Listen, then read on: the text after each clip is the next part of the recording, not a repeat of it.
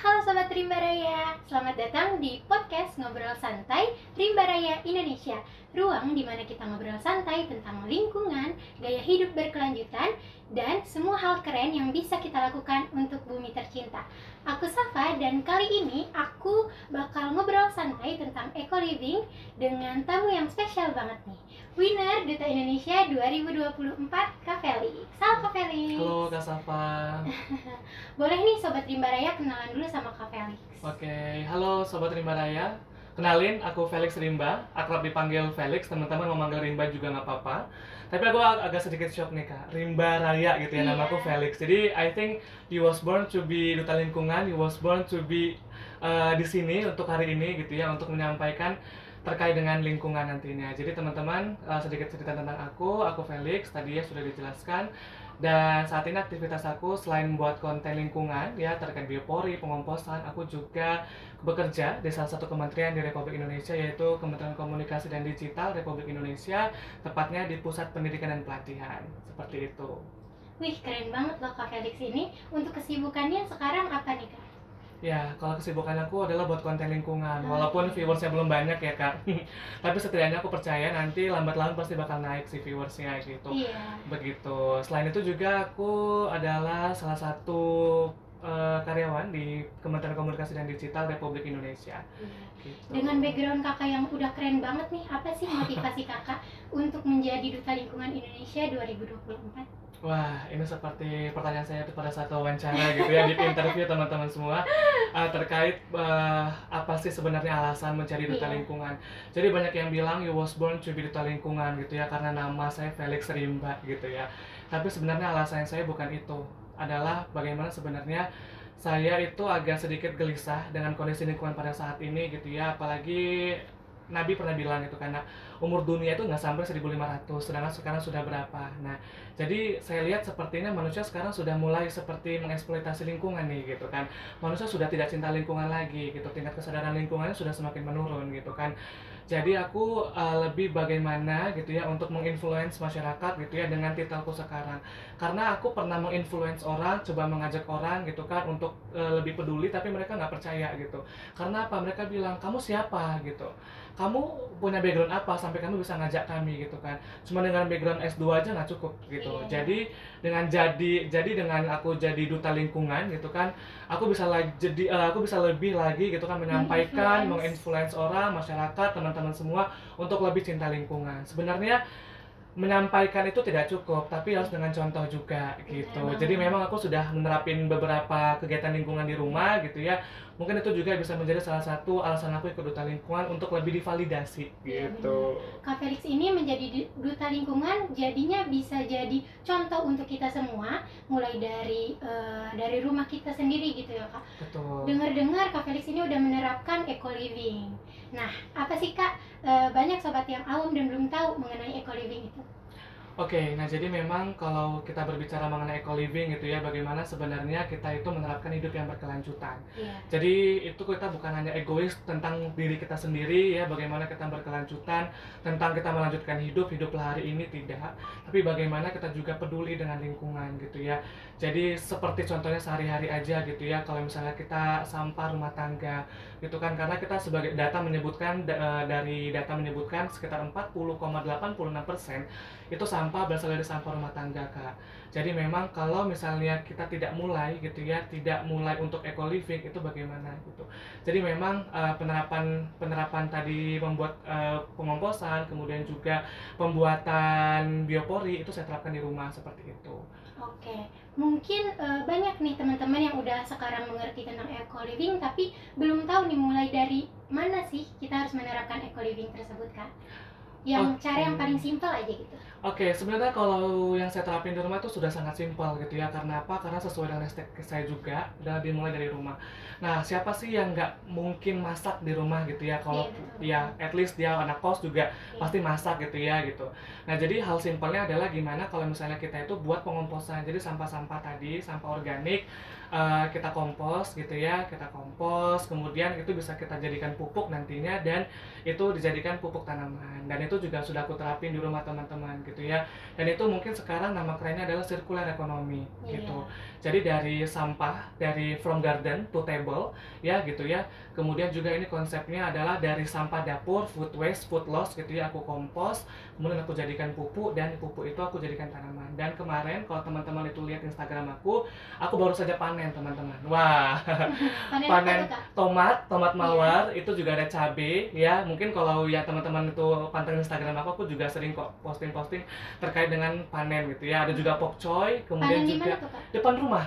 Jadi aku pernah buat penelitian itu terkait dengan memanfaatkan halaman rumah sebagai media tanam gitu kan. Jadi jadi aku manfaatkan halaman rumah gitu. Jadi bukan cuma sekedar untuk pajangan gitu ya, tapi halaman rumah aku manfaatkan untuk yang lebih ramah lingkungan. Iya benar. Jadi kita masak cabai, tomat atau kebutuhan dapur juga tinggal ambil tinggal gitu petik, ya kayak. pingin masak mie instan, petik gitu.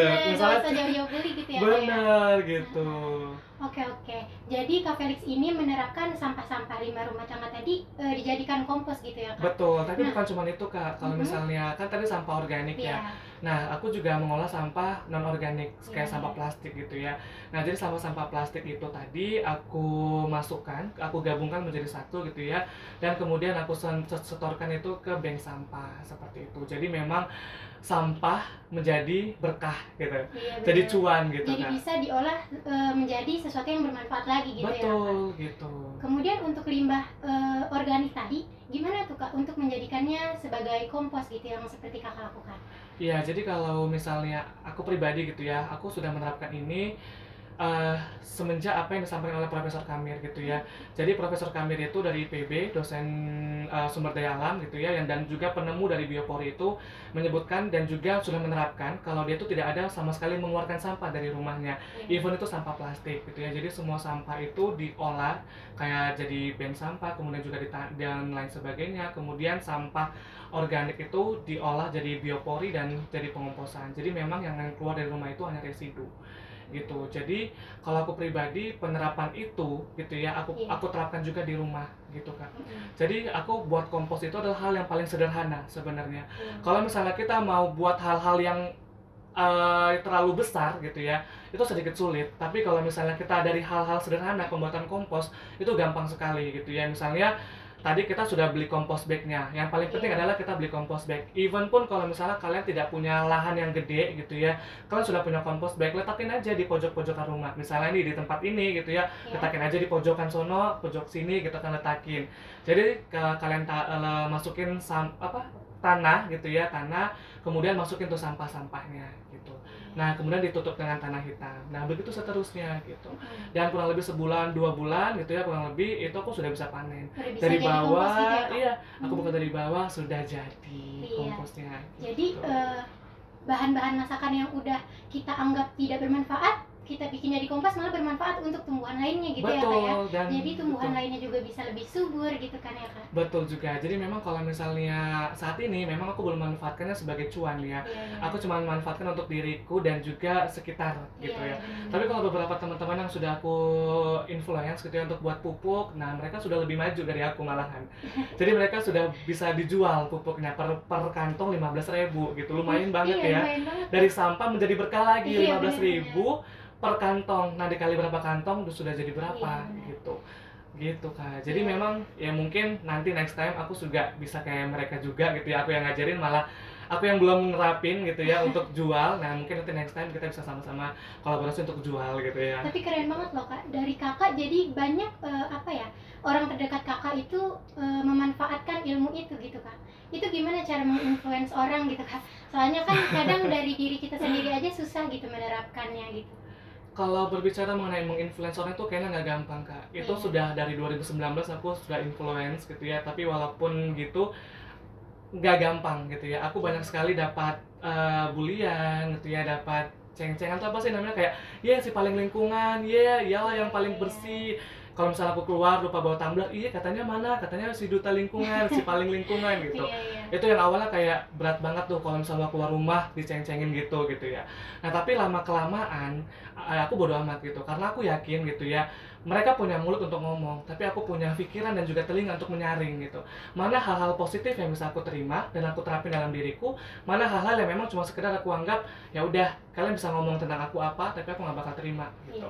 Seiring berjalannya waktu gitu ya, tahun-tahun aku buat kompos dan berhasil gitu. Aku sudah terapin dan juga sudah berhasil. Jadi kayak aku storyin gitu ya, walaupun teman-teman pada bilang banyak banget storynya sampai titik, aku nggak peduli teman-teman, yang penting aku mau influence orang. Aku ya gimana ya, kalau ibarat kata gitu ya, sedikit-sedikit lama-lama jadi bukit gitu ya. Jadi kayaknya aku sedikit-sedikit menginfluence orang, lama-lama banyak yang terinfluence gitu. Sampai ada salah satu followers aku gitu ya, kalau misalnya aku nggak story 1 hari aja tentang kayak kondisi tanaman aku kemana gitu. nih Kak? Kok nggak bikin story Bener, gitu ya? Kak gimana Kak, kok tanamannya nggak pernah di story lagi, gimana perkembangannya, progresnya gimana gitu. Kak mau lihat dong kondisi pupuk Kakak sekarang gimana, mau lihat dong, difotoin dong Kak, storyin dong gimana kondisi komposnya sekarang, udah busuk belum gitu, kayak pada kepo gitu. Iya, pada nungguin malah Pada ya. nungguin gitu. Progres kompos Kak Felix ini sampai mana gitu ya. Jadi mereka juga kayak, Kak itu beli di mana sih Kak kompos bagnya? Nah, aku bilang di sini, atau linknya aku cantumin. Ini bukan jadi mau jualan ya, reseller ya, enggak. Tapi lebih ke kayak kalau misalnya orang mau berbuat baik, kenapa nggak aku bantu gitu ya. Aku jelasin belinya di sini, ini sistemnya gini. Kalau misalnya cara penjelasanku kurang bagus, kurang maksimal juga, aku bakal kasih mereka link misalnya dari akademisi, praktisi, atau juga dari ahli-ahli yang memang sudah sudah ahli gitu ya untuk tanaman gitu Kak. Kak Felix ini sudah menjalankan eco living ini berapa lama sih Kak, kalau boleh tahu? Sejak 2019. Ya, tapi memang 2019 itu aku belum terlalu kayak sekarang ya, terlalu aktif gitu ya. Dan setelah aku 2 tahun belakangan ini, aku juga sudah mulai concern banget nih. 2 tahun belakangan ini sudah concern banget dalam pembuatan biopori seperti itu. Tapi kalau sebelum-sebelumnya aku cuma sekedar kayak ikut aksi lingkungan gitu ya, dengan pembuatan dengan nanam mangrove, bersih-bersih pantai, cuma sekedar itu. Tapi sekarang setelah aku mengikuti salah satu komunitas gitu ya, namanya Green Leadership Indonesia, itu kayak membuat aku semakin termotivasi gitu ya untuk lebih ramah lingkungan gitu. Jadi kayak pembuatan biopori itu aku juga kayak termotivasi dari salah satu profesor di IPB gitu. Jadi dia ngajarin aku banget gitu loh Kak. Jadi semenjak itu kayak ya Bapak ini aja bisa gitu, kenapa kami generasi muda nggak bisa gitu. Sedangkan Indonesia bakal dipimpin oleh kami nantinya gitu, sebagai generasi emas Indonesia 2045 gitu kan. Masa iya sih gitu, kami sebagai generasi emas itu nggak bisa nerapin hal kayak gini gitu. Tapi sebagai Gen Z gitu ya Kak, kadang kita tuh udah ngerti gitu konsep eco living atau bagaimana, tapi kita susah dalam menerapkannya gitu Kak. Masih susah gitu menerapkannya. Itu gimana? Ada tips nggak Kak? Kalau Gen Z ya, itu kalau misalnya aku lihat-lihat, mereka terlalu, yang pertama ya, suka mengeluh kayak mental health-nya, kemudian juga ya kayak anxiety, kebanyakan ketakutan. Aku juga awalnya, walaupun aku bukan Gen Z ya, tapi aku juga kayak pernah ngalamin anxiety, ketakutan yang luar biasa teman-teman gitu kan, terkait dengan penerapan ini. Kalau misalnya aku konten ini kira-kira laris nggak ya di pasaran gitu ya. Kalau misalnya aku buat gini, aku bakal dibully nggak ya gitu ya. Kemudian kalau misalnya aku buat gini dengan modal yang sudah aku keluarin kayak beli kompost dan lain sebagainya, ini berhasil nggak ya dengan ilmu yang aku punya gitu. Tapi ternyata berhasil gitu. Jadi kayak ketakutan-ketakutan itu yang dialami Gen Z itu sebenarnya bisa diatasi kalau misalnya kita sudah mau mulai bergerak. Tapi apa? Gen Z kayak bukannya menggiring opini mengatakan kalau Gen Z itu negatif, enggak, tapi bagaimana sebenarnya Gen Z itu kalau udah takut ya udah gitu ya gitu. Kayak udah scroll TikTok atau misalnya kayak lebih ke main-main gitu, tapi sebenarnya bisa kok untuk diterapin dari hal-hal kecil. Jadi kok jangan takut dan juga jangan malu sebenarnya. Apalagi kalau misalnya bully-bullyan tadi kayak si paling lingkungan, lah iyalah sih ini. Jangan terlalu dipikirin dan juga jangan terlalu dipusingkan gitu. Jadi Gen Z itu kayak merasa bahwa itu tantangan, ketakutan, malah kitanya jadi mundur gitu. Harusnya itu jadi acuan kita buat jadi motivasi sebenarnya gitu. Seperti kakak dulu melewati beberapa tantangan, tapi akhirnya sekarang bisa gitu ya kan, menjadi duta lingkungan Indonesia dan juga menginfluence, menjadi center untuk lingkungan gitu ya Kak. Nah, selama ini Berarti apa sih Kak manfaat dari keberhasilan yang udah Kakak lakukan menerapkan eco living ini? Yang pertama aku tuh punya rasa kebanggaan ya, kepuasan Iya. tersendiri ketika aku sudah menerapkan yang namanya ramah lingkungan gitu, eco living ini. Kenapa? Karena aku juga sudah menjadi salah satu agent ya, change maker juga gitu kan, terkait dengan perubahan iklim. Bagaimana aku bisa itu membuat dari rumah, dari diri. Dulu kan kita sering bilang kan, kalau bukan kita siapa lagi, Iya, kalau tidak betul, sekarang betul. kita siapa lagi. Dan sekarang aku sudah berhasil membuktikannya Iya, gitu. iya. Kalau tidak kita siapa lagi, dan ini aku sudah buktikan. Kalau Iya. tidak Felix siapa lagi gitu. Iya. Maksudnya dalam rumah sendiri, dalam rumah dan dalam diri sendiri. Kalau tidak sekarang kapan lagi gitu. Aku sudah berhasil membuktikan dan aku sudah bangga untuk menyampaikannya ke publik gitu. Jadi aku tunggu teman-teman kalian juga seperti aku. Maksudnya bisa lebih luas untuk mengatakan kalau tidak kita siapa lagi, kalau bukan sekarang kapan lagi gitu. Jadi bukan cuma sekedar tagline tapi bisa diterapkan gitu. Jadi kemudian bagaimana sebenarnya kalau aku tuh punya moto ya, life is either doing adventure or nothing. Jadi bagaimana kalau tidak ada petualangan gitu, kalau tidak ada tantangan ya mending gitu, mati aja gitu. Jadi kayak lebih sadis, tapi itulah motivasinya gitu. Kalau misalnya kita hidup sekedar hidup, mohon maaf, Iya. babi hutan juga hidup gitu. Mm-mm. Tapi bagaimana kita bisa bermanfaat bagi orang lain gitu. Betul.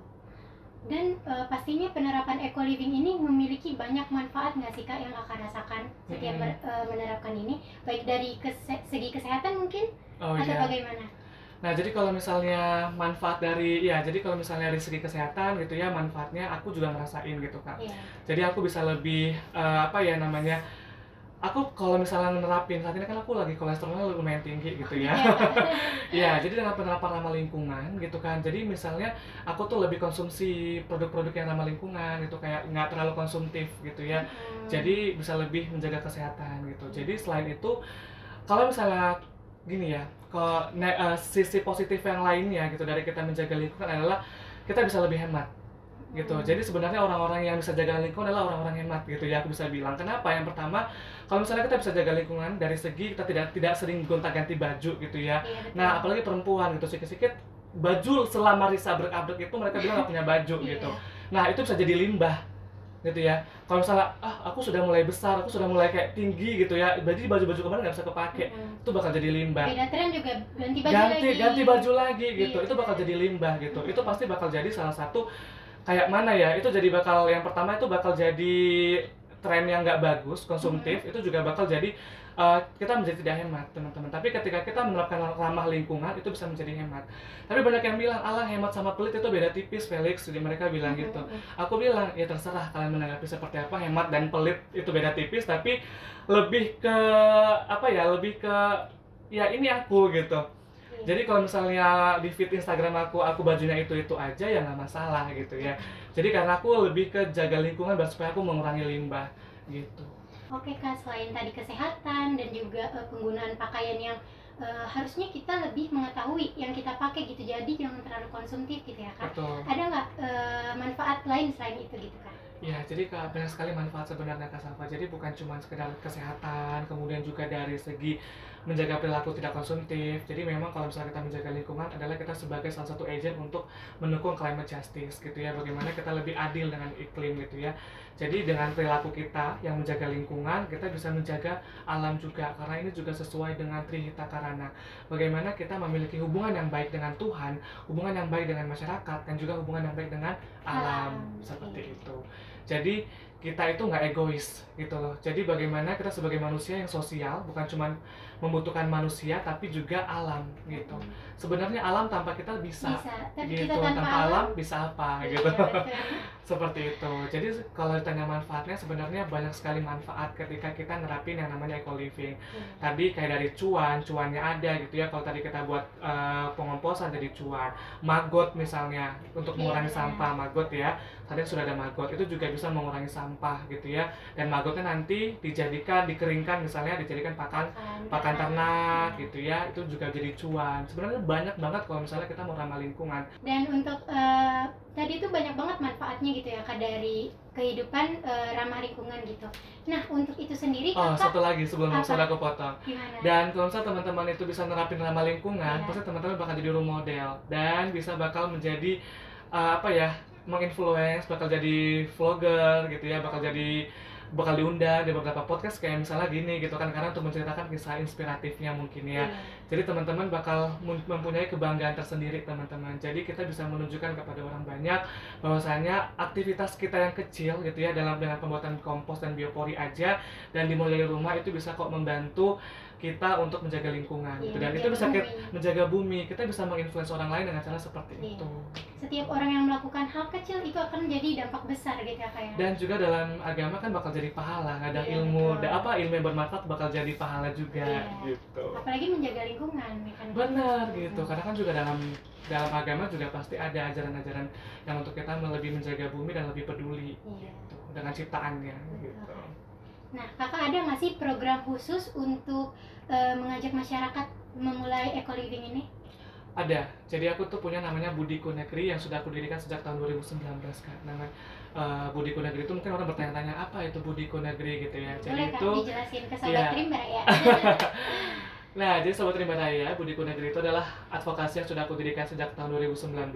Itu kepanjangan dari budaya, pendidikan dan juga lingkungan. Jadi aku bukan cuma berfokus budaya, tapi bukan cuma fokus melulu lingkungan, tapi aku menggabungkan pendidikan dan juga budaya karena ini 3 hal yang memang saling berkaitan kalau aku rasa. Gitu ya, antara budaya, pendidikan dan juga lingkungan. Karena memang ada beberapa budaya itu yang memang mengharuskan jaga lingkungan itu kan pasti sangat-sangat relate gitu ya. Kalau di Sunda juga itu kita ada gitu ya, kayak di suku Baduy juga ada temenang kayak itu aku lupa, itu pernah juga aku bawakan di advokasiku gitu ya. Jadi jangan potong hutan, jangan potong hutan, jangan bakar hutan dan seperti itu. Jadi memang itu sudah ada gitu. Jadi memang advokasi Budiku Negeri ini salah satu program memang aku andalkan sejak tahun 2019 dan memang sudah ada beberapa dampaknya Kak. Jadi yang pertama aku sudah menjadi salah satu mentor untuk di sekolah lingkungan di salah satu di Kota Bogor SMA 3. Kemudian juga aku menjadi salah satu mentor di LPDP yang bakal bawain tentang advokasi lingkungan gitu ya. Jadi bagi orang-orang teknik lingkungan gitu ya, aku bakal bantu untuk yang namanya buat esai dari segi lingkungan. Kemudian juga yang ketiga adalah penerapan biopori gitu ya di beberapa daerah. Mungkin ini terbilang baru pembuatan biopori gitu ya, karena ini sebagai salah satu kegiatan juga yang aku terapin untuk kegiatan Green Leadership Indonesia kemarin gitu ya, yang bekerja sama dengan masyarakat di Kedung Badak, Kedung Halang gitu ya di Kota Bogor gitu. Kemudian pembuatan kompos itu memang program andalan aku Kak gitu ya. Jadi itu memang program andalan aku pembuatan kompos. Dan itu sudah aku terapin juga di rumah. Jadi memang pembuatan kompos itu menjadi program andalan aku selain dari education dan juga dari segi yang budaya tadi gitu. Seperti itu. Dari pengalaman kakak sendiri yang menjadi mentor itu, apakah ada masih banyak yang tidak peduli gitu akan apa yang disampaikan atau tidak peduli dengan lingkungan gitu? Itu kan merupakan salah satu tantangan gitu ya. Namanya juga manusia gitu ya, mereka punya ambisi, tapi terkadang ambisinya itu mengalahkan dari aksinya gitu. Jadi cuma sekedar kayak misalnya Kak Feli tolong ngajarin aku dong, aku mau buatin biopori juga untuk advokasiku atau untuk yang untuk esai gitu kan. Tapi setelah diajarin gitu ya mereka nggak nerapin gitu, cuma sekedar kayak Kak Feli aku lulus nih esainya, aku lulus nih beasiswanya, tapi mereka nggak nerapin gitu. Jadi aku kayak agak sedikit mana nih aku tunggu nih gitu kan, at least kayak misalnya buat kecil-kecilan aja dulu, tanaman aja dulu di rumah gitu. Aku nggak nuntut kok teman-teman yang sudah aku ajarin itu untuk berhasil, enggak, tapi setidaknya dicoba dulu, berhasil nggak berhasil ya nanti gitu ya, namanya juga usaha gitu. Kalau misalnya mau langsung berhasil ya nggak mungkin gitu ya. Kayak kalau misalnya kita lihat kayak salah satu makanan gitu ya, aku nggak bisa sebutin, kayak makanan ayam gitu ya, sampai beratus-ratus kali mereka salah dalam buat resep, tapi resep kesekian itu berhasil gitu. Artinya apa? Nggak ujuk-ujuk langsung berhasil. Misalnya mau buat pupuk kompos, nggak ujuk-ujuk langsung berhasil, mungkin bisa gagal dalam pembuatan kompos, mungkin salah dalam stepnya gitu ya, tapi jangan langsung nyerah gitu. Iya gitu. Kita coba terus gitu ya. Coba terus gitu, jangan langsung kayak Kak aku udah nyerah, udah stop enough gitu, enggak. Tapi ya aku juga bukan baru pertama, mungkin aku selalu nunjukin yang berhasil aja ke sosial media. Tapi teman-teman percayalah, itu dibalik semua itu cabaiku yang hancur, gagal panen, kemudian juga pokcoynya yang digigitin ulat sampai habis daunnya yang nggak bisa aku kontenin gitu kan. Terus kayak ya yang gagal gitu ya. Iya, Jadi kayak itu nggak mungkin aku up, tapi akhirnya someday aku bakal up sih gitu. Jadi teman-teman bakal bisa lihat ternyata di balik Iya. kesuksesan itu ada juga kegagalannya. Ada juga gitu. tantangannya. Tantangannya, jadi nggak semuanya harus Nggak seperti berhasil. sekarang gitu ya. Iya, jadi bukan berarti kita apa-apa harus berhasil ya gitu. Bukan berarti kita ikut apapun harus menang gitu, enggak gitu. Tapi harus ada stepnya dan juga hargai prosesnya gitu. Betul. Oh ya Kak, di generasi yang sekarang itu banyak sebenarnya komunitas yang juga aware gitu terhadap lingkungan. Nah menurut Kakak kolaborasi ini bagaimana sih Kak untuk mendukung gaya hidup lingkungan yang berkelanjutan ini? Oke, nah jadi ini memang salah satu yang aku sudah jelaskan juga di tesis aku kemarin Iya. adalah bagaimana sebenarnya manusia itu tidak bisa hidup sendiri dan juga harus punya collective action gitu ya. Collective action itu adalah salah satu cara untuk kita lebih menyebarkan virus-virus kebaikan untuk menjaga lingkungan. Jadi kita ada salah satunya kolaborasi gitu ya. Kolaborasi itu merupakan hal yang paling baik gitu ya. Jadi bukan berarti kalau misalnya saya duta lingkungan saya hanya berfokus pada komunitas saya aja, asosiasi duta lingkungan, enggak. Tapi bagaimana saya sudah berkolaborasi dengan beberapa ajang duta lainnya untuk kayak misalnya bersih-bersih pantai, menanam mangrove gitu ya. Dan mungkin nanti kami bisa lebih join lagi nanti kayak ke green leadership dan banyak beberapa organisasi lainnya gitu. Jadi saya bakal lakukan apa yang sudah saya tulis di tesis saya gitu ya. Jadi tentang collective action ya gitu. Jadi tulisan bukan cuma sekedar tulisan yang bakal tersimpan hanya di arsip perpustakaan, tapi bakal saya terapkan juga nantinya itu di kehidupan nyata gitu. Mungkin bukan dalam jangka pendek, tapi nanti mungkin dalam jangka panjang. Nanti rencana jangka panjang itu bakal kolaborasi dengan beberapa organisasi. Karena saya juga bakal pindah gitu ya ke daerah lain. Nah, itu juga menjadi salah satu poin plusnya. Saya bakal bangun lagi di sana komunitas baru gitu ya yang mungkin bisa menjadi kuat lagi di sana dan bakal menjadi apa ya antara aksi nyata lain juga antara Jawa dan Sulawesi nantinya gitu. Sebagai duta lingkungan ini juga Kakak apa sih pencapaian terbesar yang sudah dicapai saat ini? Sebagai duta lingkungan itu merupakan salah satu capaian terbesar dalam hidup saya gitu ya, karena memang itu adalah salah satu bentuk validasi. Sebenarnya saya bukan mau divalidasi, tapi adalah salah satu bentuk validasi yang memang saya rasa itu sebagai nilai kuat, nilai plus saya untuk lebih menginfluence masyarakat gitu ya. Jadi adalah bagaimana saya bisa lebih menyebarkan gitu ya, menyebarkan informasi-informasi kebaikan gitu terkait dengan menjaga lingkungan. Jadi pencapaian terbesar saya adalah di sini salah satunya gitu. Saya bisa menyampaikan di hadapan di teman-teman rimba raya semua bagaimana sebenarnya menjaga lingkungan itu tidak perlu dengan hal-hal yang ribet, tidak perlu dengan hal-hal yang sulit, tapi dengan cara sederhana aja bisa kok gitu.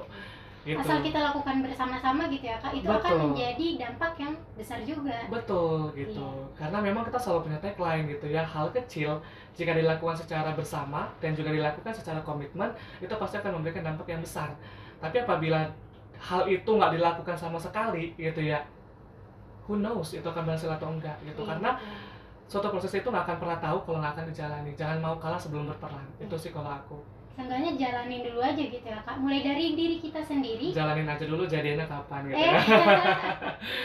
Iya gitu. Oke, last but not least nih Kak, apa pesan Kakak untuk generasi muda yang ingin mulai hidup berkelanjutan? Sebenarnya simpel aja teman-teman semua. Untuk memulai hidup yang berkelanjutan adalah jangan takut gitu ya. Harus dimulai dari sekarang dengan cara-cara simpel, dengan cara-cara sederhana. Because I always believe that if you fail to plan, so you plan to fail. Jika kamu gagal dalam merencanakan, berarti kamu merencanakan sebuah kegagalan. Jadi kamu harus merencanakan dari sekarang gitu ya, bagaimana plan kamu ke depan bukan cuma untuk dirimu tapi juga untuk lingkungan. Karena Indonesia bakal menyongsong Indonesia Emas 2045, di mana lebih banyak usia produktif dibandingkan dengan usia non produktif. Adalah kita sebagai change maker, kita sebagai generasi muda ya, agent of change gitu, untuk lebih peduli dengan lingkungan, climate justice, harus lebih eco living, lebih peduli dengan apa yang kita konsumsi, lebih peduli dengan apa yang kita lakukan. Jangan sampai apa yang sudah kita lakukan itu menciderai atau menjadikan Indonesia menjadi tidak ramah lingkungan. Indonesia punya misi, Indonesia punya target Indonesia bebas sampah 2025. Harapannya di tahun ini 2025 itu bisa tercapai teman-teman semua. Dengan apa? Dengan kita bisa bekerja sama, semuanya bekerja sama, dan tidak ada satupun yang males-malesan, tidak ada yang mager-mageran, dan tidak ada yang seperti rasa takut gitu ya. Aku pernah buat di paperku Kak, namanya Eco Anxiety. Itu mungkin bukan menjadi terbilang baru, tapi sudah menjadi paper lama gitu ya, tentang Eco Anxiety. Jadi Eco Anxiety itu suatu ketakutan dari masyarakat terkait dengan lingkungan gitu ya. Jadi kalau misalnya kita kan anxiety, overthinking tentang kehidupan, masa depanku bagaimana gitu ya, makan besok bagaimana, kehidupan bagaimana. Tapi di sini lebih parah dari itu. Jadi mereka itu lebih ketakutan terhadap perubahan iklim gitu ya, kayak ini bakal terjadi namanya perubahan iklim, pulau-pulau kecil bakal tenggelam gitu ya. Nah, mereka seperti ketakutan, tapi mereka tidak tahu harus bagaimana gitu. Harus melakukan apa? Ketika mereka sudah melakukan itu, tapi tidak didukung oleh stakeholder gitu ya. Jadi kalau misalnya mungkin ini menjadi salah satu unek-unekku gitu ya, bagaimana aku sudah memisahkan sampah di rumah, tapi tidak diindahkan gitu ya ketika diambil sampahnya oleh truk sampah gitu ya. Aku sudah capek-capek pindahin sampah plastik, organik dan non organik yang residu, tapi ketika sampai truk sampah disatuin kembali gitu. Jadi harapannya di podcast ini aku berharap gitu ya, baik dari segala jenis stakeholder, pemerintah, akademisi, swasta dan lain sebagainya, itu bersama dalam mendukung hal-hal tersebut gitu, dari hal kecil aja gitu ya. Untuk dari segi sampah, kalau misalnya memang kita mau pilih sampah, tolong dibantu masyarakat untuk lebih disediakan infrastrukturnya. Tolong disediakan truk sampah yang memang sudah dipisahkan pilih sampahnya tadi. Jangan masyarakat disuruh untuk pilih sampah, tapi infrastrukturnya tidak disediakan. Iya, gitu. Tetap dicampur juga nanti di akhirnya. Gitu ya. Iya betul. Jadi kalau misalnya kita ingin menginfluence masyarakat, tolong juga dibantu untuk menyediakan infrastrukturnya gitu. Karena masyarakat itu tidak bisa kerja sendiri gitu ya, tapi tetap mereka harus butuh bantuan dan juga support dari pemerintah dan juga stakeholder gitu. Iya, betul. Jadi aku di sini juga ingin menyampaikan tadi gitu ya, mungkin kalau pesanku ini belum sampai ke pemerintah langsung, mungkin melalui dengan podcast ini aku bisa menyampaikan hal tersebut. Karena ini adalah hal basic Kak gitu ya, tapi belum bisa tercapai atau juga belum terrealisasi sampai sekarang. Mungkin banyak sekali kendala, namanya juga pemerintah itu pasti punya program prioritas, aku paham itu dan aku tidak menyalahkan siapapun, tapi bagaimana sama-sama kita bersinergi, bagaimana sama-sama kita berkolaborasi untuk Indonesia yang lebih baik lagi, seperti itu. Wah, seru banget Sobat Rimba Raya, obrolan hari ini bincang santai mengenai eco living. Dan jujur aku belajar banyak banget dari kakak, memberikan banyak insight dan juga sharing pengalaman yang sangat menginspirasi Sobat Rimba Raya juga nih Kak. Dan aku juga setuju untuk ayo Sobat Rimba Raya, kita mulai dari hal kecil dan akan menjadikan itu semua dampak yang besar untuk bumi kita tercinta. Terima kasih banyak waktunya buat Kak Felix. Dan terima kasih juga buat Sobat Rimba Raya yang udah dengerin sampai akhir. Dan sampai jumpa di Ngobrol Santai Rimba Raya Indonesia selanjutnya.